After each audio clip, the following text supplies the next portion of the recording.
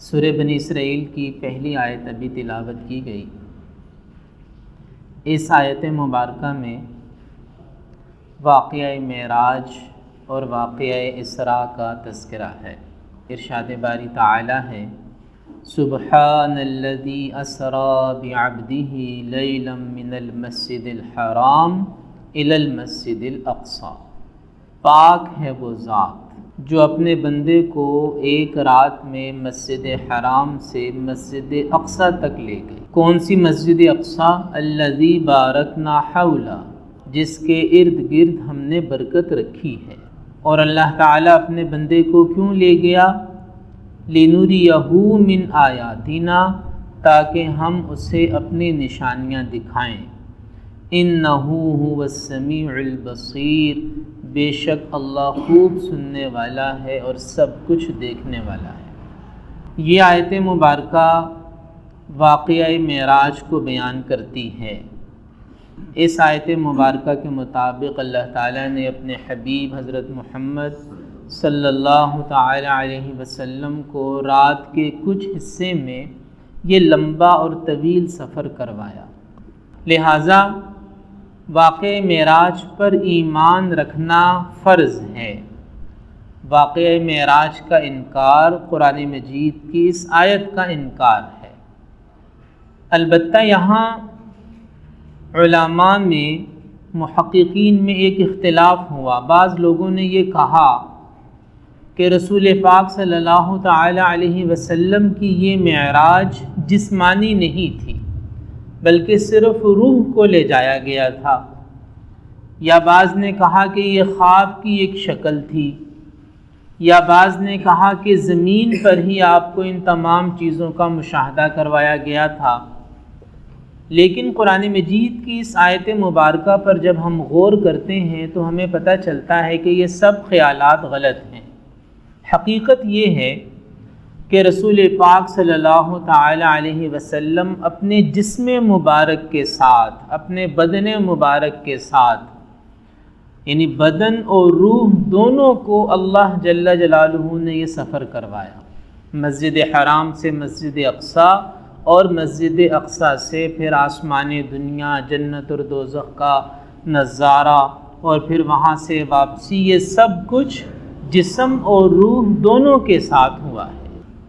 لہٰذا یہ کہنا کہ صرف یہ روحانی معراج تھی، یا یہ کہنا کہ یہ خواب کے اندر دکھائی گئی تھی سب چیزیں، یہ درست نہیں ہے۔ ابھی جب ہم اس آیت مبارکہ کا جائزہ لیں گے، اس پر غور کریں گے تو یہ بات ہمیں سمجھ میں آ جائے گی۔ اللہ تعالیٰ نے جب اس واقعے کو بیان کرنا شروع کیا تو اللہ نے فرمایا کہ سبحان الذی اسریٰ، پاک ہے وہ ذات جو اپنے بندے کو رات کو لے گیا۔ اب آپ خود سوچئے کہ جب اللہ نے یہ فرمایا کہ پاک ہے وہ ذات، سبحان ہے وہ ذات، ہر طرح کے عیب سے، ہر طرح کے ضعف سے، ہر طرح کی کمی سے، یعنی اللہ نے جب اپنی قدرت کو بیان کیا ہے تو قدرت کے بیان کا مطلب ہی یہ ہے کہ غیر معمولی واقعہ وقوع پذیر ہوا ہے۔ جب یہ فرمایا کہ پاک ہے نقص سے، پاک ہے ضعف سے، پاک ہے کمی سے، تو اس کا مطلب یہ ہے کہ آگے جو واقعہ بیان کیا جائے گا وہ ایک غیر معمولی واقعہ ہے، غیر معمولی واقعہ ہے۔ جبکہ روحانی معراج یا خواب میں معراج یہ تو کوئی بڑی بات نہیں ہے۔ خواب تو کسی کو بھی آ سکتا ہے، کوئی بھی شخص سویا ہوا ہے خواب میں آسمانوں پہ پہنچ سکتا ہے، جنت میں پہنچ سکتا ہے، دوزخ کو دیکھ سکتا ہے۔ خواب میں یا روحانی طور پہ معراج تو کوئی غیر معمولی بات نہیں ہے۔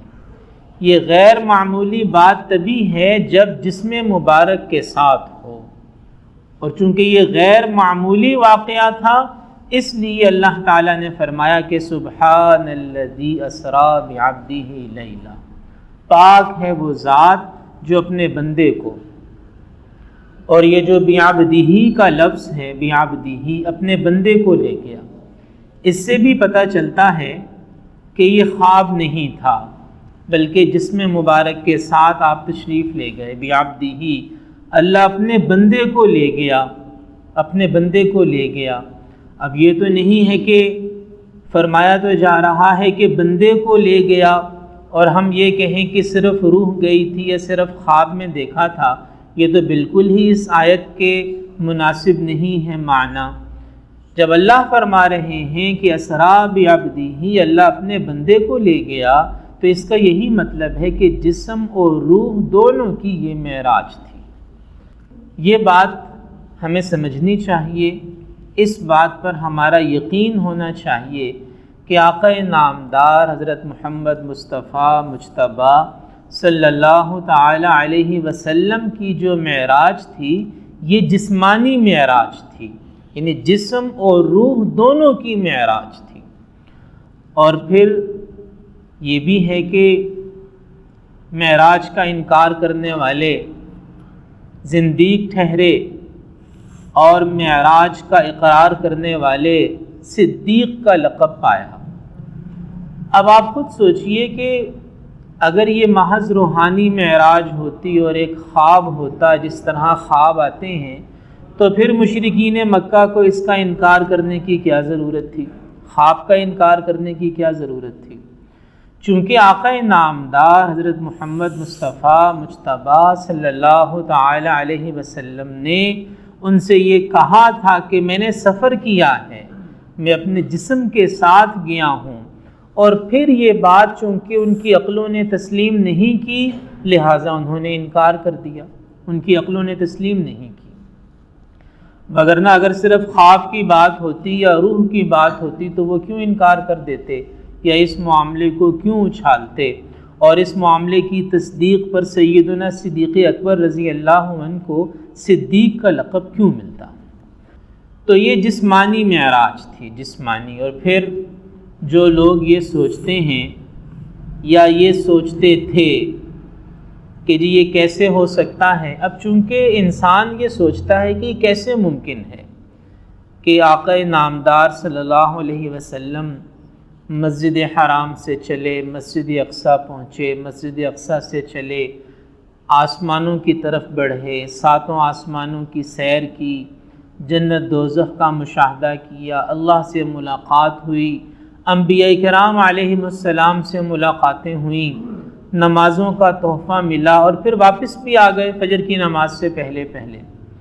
اب جن لوگوں کو یہ بات عقل سے بعید لگی، ناممکن لگی، تو انہوں نے پھر یہ کہہ دیا جی یہ تو روحانی معراج تھی، کوئی خواب تھا۔ میرے محترم بھائی اور دوستو، ممکن اور ناممکن کا فرق یہ میرے اور آپ کے لیے ہے۔ کسی چیز کا ممکن ہونا یا ناممکن ہونا یہ انسانوں کے لیے ہے، یہ مخلوق کے لیے ہے۔ جو ذات سبحان ہے، سبحان، اس کے ہاں کوئی چیز ناممکن نہیں ہے۔ اس کے لیے امکان کیا ہے؟ اس کے لیے امکان ہے کن ہو جا، اور اس کے کن کا نتیجہ کیا ہے؟ فیکون، چیز کا وجود میں آ جانا۔ تو بھئی ہمارے لیے مشکل ہوگا، اللہ کی مخلوق کے لیے مشکل ہوگا، یا آقا نامدار حضرت محمد صلی اللہ علیہ وسلم کے پاس اس سفر کے کوئی ظاہری وسائل اسباب نہیں ہوں گے، لیکن جب اللہ یہ کہہ رہا ہے سبحان الذی اسریٰ بعبدہ، پاک ہے وہ ذات جو اپنے بندے کو لے گیا، یہ نہیں فرمایا کہ پاک ہے وہ ذات جس کا بندہ چلا گیا، یہ نہیں کہا، بلکہ فرمایا کہ پاک ہے وہ ذات جس نے اپنے بندے کو راتوں رات یہ سفر کروایا۔ تو جس نے کروایا ہے اس کے لیے تو سب کچھ آسان ہے، بلکہ آسان تو کیا، بس اس کے امر کن کی دیر ہے، کن فیکون، وہ کہتا ہے کہ ہو جا، پس وہ چیز وجود میں آ جاتی ہے۔ تو اس لیے یہ کہنا جی کہ کیسے ممکن ہے، اللہ کے لیے سب کچھ ممکن ہے۔ جس نے اس کائنات کو بنایا، جس نے اس وقت کو بنایا، وقت اس کی مٹھی میں، زمانہ اس کی مٹھی میں، کائنات اس کی مٹھی میں، سارا جہان اس کی مٹھی میں، اس کے لیے کوئی چیز بھی ناممکن نہیں ہے، اس کے لیے کچھ بھی مشکل نہیں ہے۔ لہٰذا یہ نہیں سوچنا چاہیے کہ یہ کیسے ممکن ہے۔ آج سے 100-200 سال پہلے بہت سی چیزیں ایسی تھیں کہ جنہیں انسان ناممکن ترین سمجھتے تھے. کبھی کسی انسان کے ذہن پہ اس کا خیال بھی نہیں گزرا ہوگا کہ آج سے 200 سال پہلے یہاں آرے بازار میں رہنے والے انسان نے یہ سوچا ہوگا کہ ایک وقت آئے گا کہ ہر گھر کے اندر ایسے وسائل موجود ہوں گے کہ پوری دنیا میں جب چاہے جہاں چاہے جس سے چاہے بات کر لے. دنیا جہان کی خبریں اس کی مٹھی میں ہوں گی. آج سے 200 سال پہلے کے انسان نے یہ سوچا بھی نہیں ہوگا، اور اگر اسے کوئی قسمیں کھا کے بھی بتائے تو وہ انکار کرے گا.